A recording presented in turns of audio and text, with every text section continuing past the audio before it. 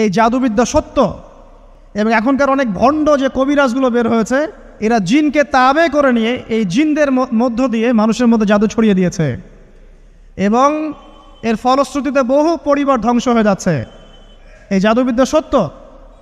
আরও একটা জিনিস সত্য, নবী সাল্লাল্লাহু আলাইহি ওয়াসাল্লাম বলেছেন ইন্না আইনাল হক, চোখের নজর সত্য। নবী করিম সাল্লাল্লাহু আলাইহি ওয়াসাল্লাম বলেছেন চোখের বদনজর সত্য। এই যে আমরা বলি ফেসবুকে এত বেশি ছবি দিয়েন না ভাই, ছবি তুলেন না, ছবি তুলেন না, বারবার যে বলি নিষেধ করি, কারণ কি জানেন? একটাই কারণ, বিকজ চোখ লাগাটা সত্য।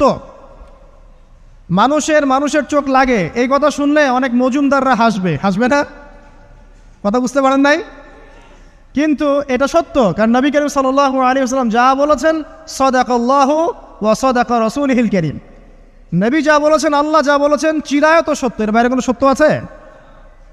আচ্ছা দেখেন, আমি বললাম যে জাদুবিদ্যা সত্য।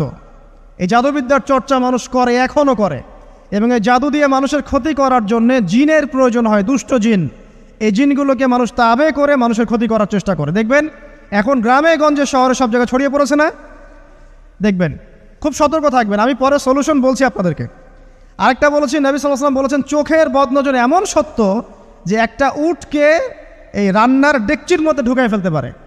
মানে একটা উট খুব সুন্দর ভালো, আপনি দেখছেন মাশাআল্লাহ বলেন নাই, নজর লেগেছে, উটটা মারা গেছে, দেন তারপর তাকে জবাই করে খেয়ে ফেলতে হয়েছে।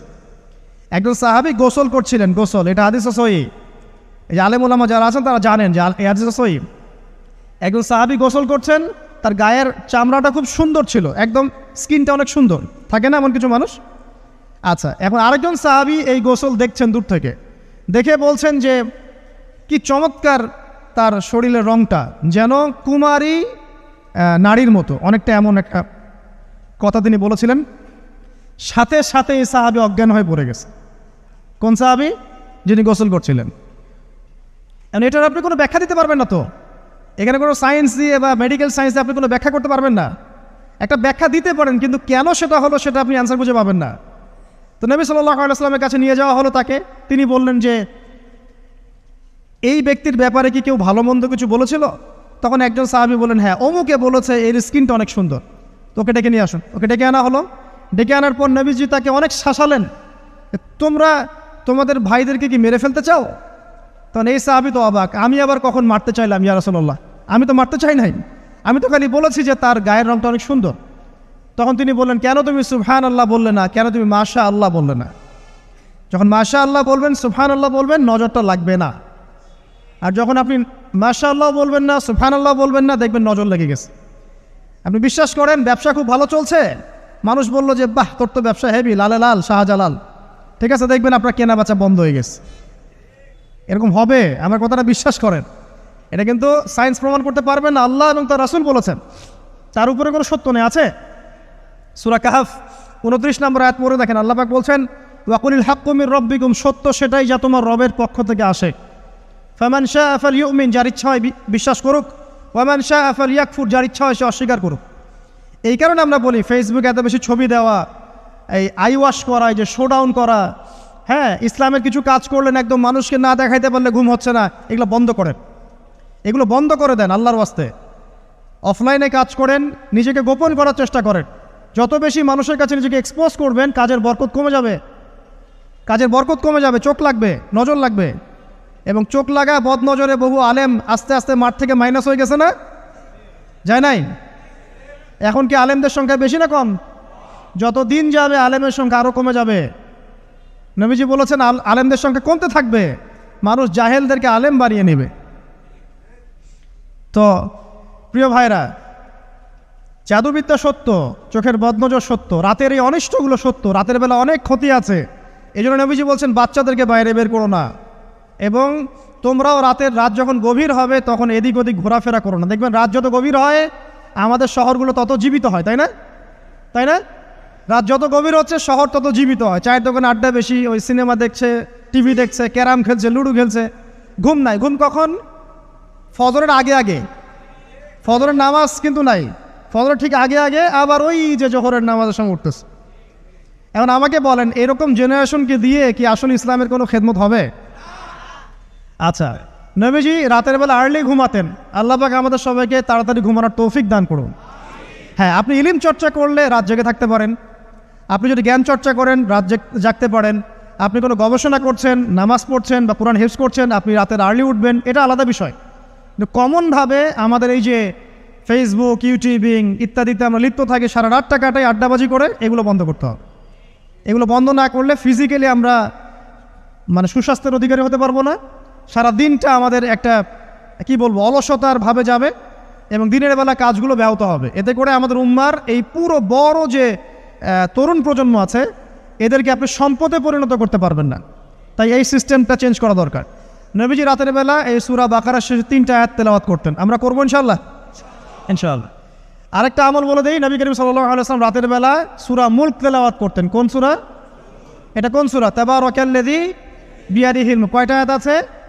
30টা আয়াত আছে। নবীজি বলেছেন সাল্লাল্লাহু আলাইহি ওয়াসাল্লাম যে এই সূরা আপনাকে কবরের আযাব থেকে বাঁচাবে ইনশাআল্লাহ। কবরের আযাব থেকে তো ভাই বাঁচা খুব সহজ নাকি?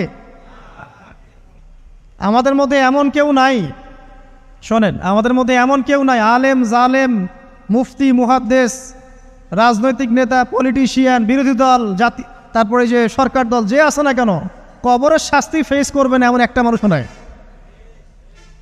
কেউ নাই পৃথিবীতে। এই যে আপনি দেখছেন ওই যে কি ইসরায়েলের প্রধানমন্ত্রী, ওই রাশিয়ার প্রধানমন্ত্রী, ওই চায়নার সভ্যতা, পশ্চিমা সভ্যতা, এমন কেউ নাই পৃথিবীতে এখন যাকে কবরের শাস্তি ভোগ করতে হবে না। আছে? সবচেয়ে লঘু শাস্তি লঘু চাপ, এটা বলতে গেলে আসলে আমি ভাষা হারায় ফেলি, তারপরে বলছি আল্লাহ পাক আমাদের সবাইকে হেফাজত করুন, আমিন। একজন সাহাবীর নাম সাদ বিন মুয়াজ। কি নাম? নবী করিম সাল্লাল্লাহু আলাইহি ওয়াসাল্লামের সাথে একদম ডান হাত হয়ে যুদ্ধ করেছেন দীর্ঘদিন। বদর তিনি বীর সেনা, উহুদের বীর সেনা, ঠিক আছে, খন্দকের যুদ্ধেও বীর বিক্রমে যুদ্ধ করেছেন। তিনি আনসার সাহাবী, একদম মদিনার নেতা সাহাবী। সব সাহাবী কিন্তু একরকম নন, কেউ ছিলেন নেতৃস্থানীয় সাহাবী, তিনি ছিলেন একজন নেতৃস্থানীয় সাহাবী, ঠিক আছে, সাদ বিন মুয়াজ। নবী করিম সাল্লাল্লাহু আলাইহি ওয়াসাল্লাম এত ভালোবাসতেন তাকে, এত ভালোবাসতেন যে তাকে নিজের মনে করতেন যে সাদ বিন মুয়াজ আনসাররা আমার নিজের। 4টাখানি কথা। এই সাহাবীর খন্দকের যুদ্ধে এই যে হাতের এই দিকে সম্ভবত হাতের এই রগের মধ্যে একটা তীর এসে লাগে এখানে, এবং তীরটা তিনি বের করতে গিয়ে রক্তটা ছিঁড়ে যায়। এরপর ফিনকি দিয়ে রক্ত বের হওয়া শুরু হয়। চিকিৎসা করে করে রক্ত বন্ধ করা যায় নাই, এবং এই রক্তের প্রবাহিত রক্তেই আল্লাহর ইচ্ছায় তিনি শাহাদাত বরণ করেন, তিনি ইন্তেকাল করেন। নবী করিম সাল্লাল্লাহু আলাইহি ওয়াসাল্লাম প্রচণ্ড ব্যথিত হন, মনটা তার খুব নরম হয়ে যায় সাদ বিন মুয়াজ রাদিয়াল্লাহু আনহুর জন্য। তো এই সাহাবীর যখন জানাজার নামাজ পড়ানো হচ্ছে, নবীজি বলছেন 70,000 ফেরেশতা তার নামাজে অংশ নিয়েছে। আর এই সাহাবীকে যখন কবরে শোয়ানো হয়েছে, নবী করিম সাল্লাল্লাহু আলাইহি ওয়াসাল্লাম পরে জানিয়েছেন কবরের যে মৃদু চাপ, সাদ বিন মুয়াজ রাদিয়াল্লাহু আনহুর কবরেও সেই মৃদু চাপ দেওয়া হয়েছে। আমি কি বুঝাতে পারলাম ভাই? আমাদের কোনো দাম আছে এখনকার পলিটিশিয়ানদের কোনো দাম আছে? এখনকার সমাজ নেতার কোনো দাম আছে? এখনকার সুদখোরদের কোনো দাম আছে? এই ঘুষখোর দুর্নীতিবাজদের কোনো দাম আছে? আমরা যারা কাঠমোল্লা হয়ে আছি আমাদের কোনো দাম আছে? সাদ বিন মুয়াজ রাদিয়াল্লাহু আনহু যদি কবরের শাস্তি তাকে না ছাড়ে, প্রশ্নোত্তর পর্ব তাকে না ছাড়ে, আমরা পার পাবো? নবী করিম সাল্লাল্লাহু আলাইহি ওয়াসাল্লাম বলছেন সূরা মুলক তেলাওয়াত করো রাতের বেলা, ইনশাআল্লাহ সূরা মুলকের তেলাওয়াত কবরের আযাব থেকে তোমাকে বাঁচান। আর আমাদের তো ভাই কবরে সবাই সাথে যাবে না, গার্লফ্রেন্ড যাবে না, বাপ মা ভাই বোন সবাই যাবে না। একজন ব্যক্তি সুদ খাচ্ছে, জিজ্ঞাসা করে দেখেন কেন খায়, বলবে তার সন্তানের জন্য খায়, তার বউয়ের জন্য খায়, তার মা বাবাকে দেখতে হবে তাই খায়, তাই না? একজন ব্যক্তি ঘুষ খায়, বলবে আমার পরিবারের জন্য খাই। একজন দুর্নীতি করছে, পুকুর চুরি করছে, বলবে দুর্নীতি করছে আমার পরিবারের জন্য খাই, পরিবার ভালো থাকবে। সবার একই এক্সকিউজ যে পরিবার যেন ভালো থাকে, আমার সন্তানরা যেন ভালো থাকে, আগামী প্রজন্মের জন্য কিছু রেখে যেতে পারি, তাই না? এরকম একটা মানুষও কি আপনার সাথে কবরে যাবে? আর এই বোকা মানুষ কেন বোঝে না যে আপনার কবরে আপনাকেই যেতে হবে?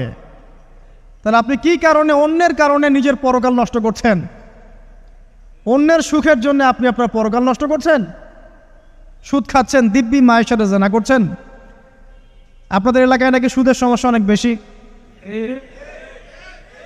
কয়েকটা হাদিস বলে দেই, আমি ওদেরকে আক্রমণ করতে আসি নাই, আমি শুধু তাদেরকে 3টা হাদিস শোনাতে এসেছি। 1 নম্বর হাদিস শোনেন। আল্লাহর নবী মুহাম্মদ সাল্লাল্লাহু আলাইহি ওয়াসাল্লাম বলেছেন, সুদের পাপের 73টা শাখা আছে। কয়টা?